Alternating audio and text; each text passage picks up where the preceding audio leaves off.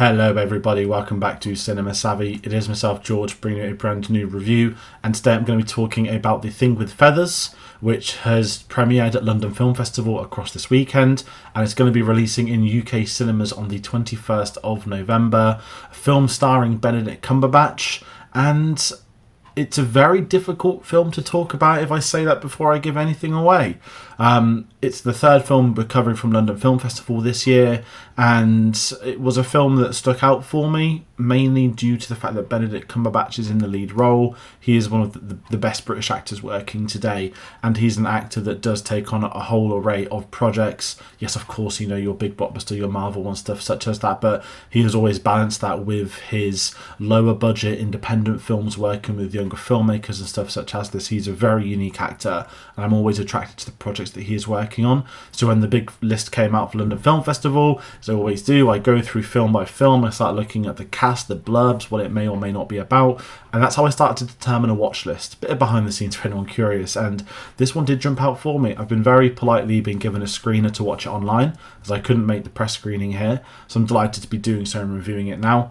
But I'm going to kickstart really with the BFI description. So we always do an IMDb plot synopsis, but for this film festival, the BFI website has a little thing on every single film they show. So the BFI description officially is: Benedict Cumberbatch gives a magnificent performance in the highly anticipated screen adaptation of Max Porter's award-winning Grief is the Thing with Feathers. This is exactly all I knew about this film heading into it. In fact, I'd completely forgotten about the fact that it was going to be about grief. Obviously, the film title is just The Thing with Feathers, so I was attracted to see the film. I'm unfamiliar with Max Porter's work as a writer, and I obviously have not read them through this Grief is the Thing with Feathers, which is okay, because I wanted to see how it would be in a film. And I've just got to say my really initial thoughts before I start breaking it down, talking about performances, characters, and overall. It's a very emotional watch, and I do feel that as audience members, every single person is going to have a different reaction to this film based upon the losses they've suffered in their own lives. It might not be for everybody respectively of that. If you're dealing with the raw emotions of losing somebody, you will have a different experience to this. I know that from my own experience, and as I said, you can't tell someone how to feel or what to feel with this, but I am saying off the go, this is probably one of the most powerful films I've seen this year. I'm really intrigued to find some of the people that have seen it, to try and talk to them about it, because it was tough to watch. And there's nothing wrong with that. That's what you want from a festival such as this. And for me, everyone knows me personally, there's obviously been stuff in my life in the last 18 months. But this was a film I've not seen that tackles grief in a thematic way as this does. It's a very difficult subject matter to put front and centre of a film. And I just want to commend the director, the fact that the original work may be based off this. I haven't done research into the book. I don't know if it was maybe based off a real life event on top of that too. It feels too raw and real for it not to have been, which is the greatest compliment as well if it isn't. And that being said, we should probably talk about some of the characters, because even the characters that are named in this, Benedict Cumberbatch is in the role of Dad. This is one of his best performances I've seen. I'm just saying that off the bat. He absolutely reduced me to tears, even on his opening scene when you realise what the story is about and who's been lost within his life. He gives a very different kind of Cumberbatch performance, and I think he's superb. There's a reason why the BFI's put it in the description at the start. I encourage people to see it for him alone. That sounds really horrible. Everyone else is fine in the film, but this is Benedict Cumberbatch's film, and I can't imagine the difficulty of somebody having to tap into this character's diagnosis as an actor to go through those events. And I'm aware, without giving anything away, that he hasn't had that happen to him in his life, but he would have known people like we all do who have suffered loss, specifically the way the film has. I need to clarify that. So yeah, it's really awkward for me to talk about as well on camera. I'm just saying that, but I thought this is Benedict Cumberbatch's film from start through to end. It's his performance that will leave you thinking of more, but I have to give credit where credit's due to the two young actors playing the boys, Richard and Henry Boxall. So I'm assuming they're brothers. They have the same surnames. They look alike. These two, I thought, for young actors were amazing.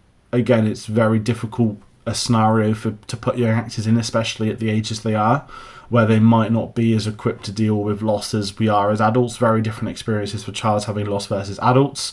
Not that it takes anything away from that. It might affect them later on in life, but I thought the performances from these two was quite eye-opening into young performers. I've always said this. When I talk about young actors on reviews, I try to avoid critiquing them or stuff such as that, because at the end of the day, they are children. But when there are great performances, there are great performances, and these are them.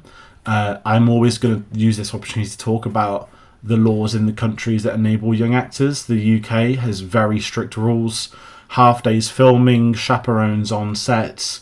There are so many things in place for young actors here. I know it's not the same in America. I know that even with the strikes, they were trying to negotiate in the SAGs for better conditions for young actors.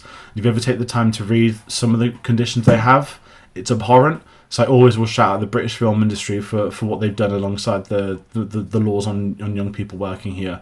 Really sideways tangent, but it is important on these videos for me at least. And again, the performances from these two young lads I thought were amazing. And to have Benedict Cumberbatch playing their father in this as well, it did feel like a father-son relationship. It felt like it was covering what would happen when children are used to loss, when they're spending time with their grandparents or they're at school with the other students, and how they react to what's happened. I thought it was great, and those performances should absolutely be spoken about in this. And I'm also going to talk about David Thewlis, who I did not know was in this film until after I'd seen it. He is the voice of the character of the Crow. I'm not going to give anything away more than that. I've not seen the trailer. I don't know what's displayed in the trailer, how much they show or what they don't show. But David Thewlis in a voice role is magnificent. He's always had a very unique voice, so it's great to see him leaning into it with the role as the Crow on this one. But as I kind of said, it's a very difficult film to talk about, a difficult film to review. When I spoke to publicists after, I was quite open with them, saying I don't have the right words to even send a reaction through for them. It's a difficult subject matter, but I think this film absolutely delivers with what it can. As I said, I don't think this is going to be a film for everybody. I wouldn't be surprised if it's had mixed reaction or mixed reviews, but I do think it is going to be the individual experience of yourselves watching from home. And that kind of leads on to not necessarily my final thoughts, but where I'm sort of going with this recommendation alongside my reaction is, I encourage you to seek this film out if you're going to get the opportunity to. I know it's going to be releasing the same weekend as Wicked Part 2, so obviously everyone will be talking about Wicked, but this is absolutely a film not to sleep on. I don't know anything about BAFTA campaigning. It's too early for me to look at stuff like this, but if they still do that sort of target where they target British actors and British performances, Benedict Cumberbatch might be a real outside shout of a leading actor nomination. Probably doubtful, given its small budget, it's an independent film, but for Benedict Cumberbatch to be attached to this and in the performance that he gave, I thought he was outstanding, and this is a film that will live very long in the memory. And as I said, for probably many times, it's difficult to talk about this subject matter, so I've just got to thank everybody involved on this production for making this and doing it in the way they did. I'm curious to read a bit more on the source material. That's something I'm going to look to do now in the future, and it's kind of where we're going with this London Film Festival, that, you know, as much as I love my blockbusters or my dramas or the Oscar season, you get to see films at these festivals that you didn't know might have existed, or you might not catch when they release, if they get distribution. It's great this film has UK distribution and will be released in cinemas, and I'm recommending this for people to watch with the obvious cautiousness of the subject matter, that if you're going to be okay approaching this film, then please do approach it. But if you're in a position where you're not able to, I know people that would be in that position, then I wouldn't recommend it to them on that very polite basis at this point in time. Weird review to try and round out this. It is a recommendation from me, as long as you know full well what you're getting yourselves into with the film. You won't be surprised by getting a phenomenal performance from Benedict Cumberbatch, that much I can guarantee you. And that's kind of where I'm going to end this review and segue into the hour of the London Film Festival coverage. It's the busiest time of year, as I say, on the channel. I know we have a lot of stuff with Christmas, a lot of TV shows and other things, but there are so many films to see, reviews to do. You don't want to watch too many films and lose what to talk about with this film, so it's nice to get this done. This is the second of 4 reviews I'm doing today, which is going to be quite heavy, if I'm totally honest. But by the time this video goes up, I will be in London. If anyone's curious about what reviews are going to follow up from this, I'm confirmed to be watching Jay Kelly, Saipan, Frankenstein, The Mastermind, and Train Dreams. That is just my Sunday and Monday so far. I will know future screenings and reviews will go up on the channel throughout the festival, past the festival. If we're lucky, maybe red carpet, who knows. That's me rounding out. Thank you so much for watching. Take care, and I'll see you on the next one.